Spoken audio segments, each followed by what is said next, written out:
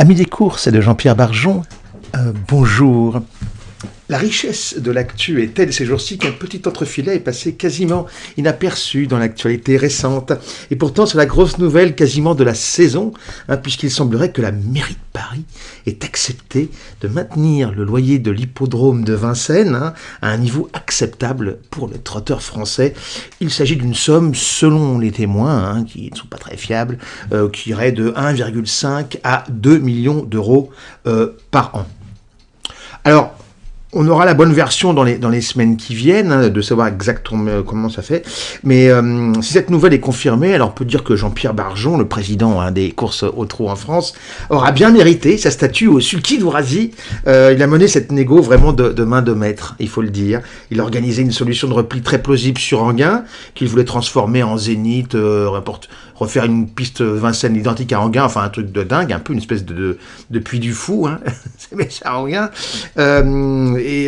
Donc il disait grosso modo, si vous nous virez de Vincennes, on s'en fout, on a autre chose.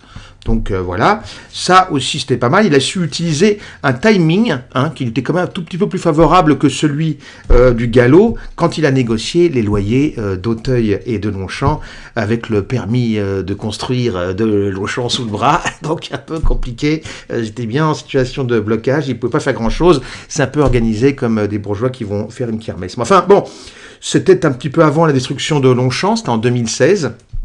On a détruit Longchamp en 2016 et puis on a négocié à partir de 2012 sous Bélaguier puis Rothschild, enfin c'est très bien. Et puis France Gallo s'était mis dans une situation vraiment d'infériorité dans cette négociation puisqu'il ne pouvait pas faire un nouvel hippodrome sans un nouveau bail. Donc il savait il y avait une deadline. Alors la mairie de Paris qui préfère largement la course du rat sur les berges à vomi de la Seine à celle des chevaux au bois de Boulogne n'était pas vraiment disposée à nous faire de cadeaux à leur décharge. Résultat, on en est sans doute aujourd'hui à un loyer de à peu près 10 millions d'euros par an, donc pour les deux sites. Donc on va dire 5 millions, enfin 6 ou 4, on s'en fout, les sites de Auteuil et de Longchamp, évidemment. Alors pire, en plus, lorsque la question a été posée de savoir, parce qu'à un moment donné, il y a des gens en France Gallo qui voulaient se débarrasser d'Auteuil, il a fait chier l'obstacle, etc. Et comment ça coûterait si on faisait que Longchamp. Et les autres, ils ont dit, moins 10%.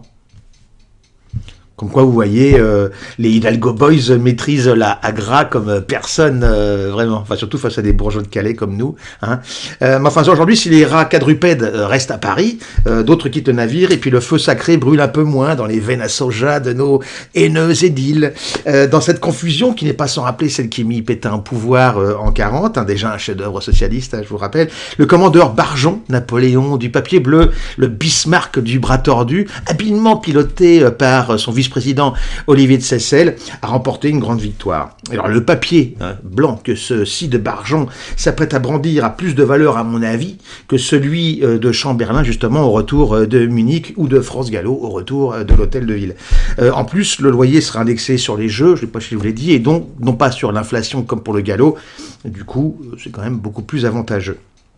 Alors c'est d'autant plus cocasse tout ça que, à présent, les sièges de France Gallo et du Trotteur Français, qui sont les deux Thénardier du PMU, ont été réunis et que le trot avait proposé à son voisin de palier, de l'accompagner pour renégocier, on va prendre la même voiture avec chauffeur ou sans, on s'en fout, pour renégocier à la mairie. C'était pas idiot, peut-être qu'on aurait pu faire quelque chose. Il voulait essayer de faire un peu vivre le Pax, si j'ose dire. Alors que n'avait-on dit là? Aller avec les gueux à la Bastille. Une fois encore, France Gallo avait piscine à Auteuil, bien sûr, puisque la piscine d'Auteuil, c'est les Stiples qui l'ont construite. Donc voilà. Enfin donc, nous irons quand même samedi et dimanche, nous irons bien sûr samedi et dimanche à Auteuil pour le week-end du Grand Stiple, suivre les meilleurs sauteurs de France entre les fortifs et les tribunes, parce que vu ce que ça nous coûte, autant qu'on y aille le plus souvent possible à Auteuil. Allez, à la revoyure.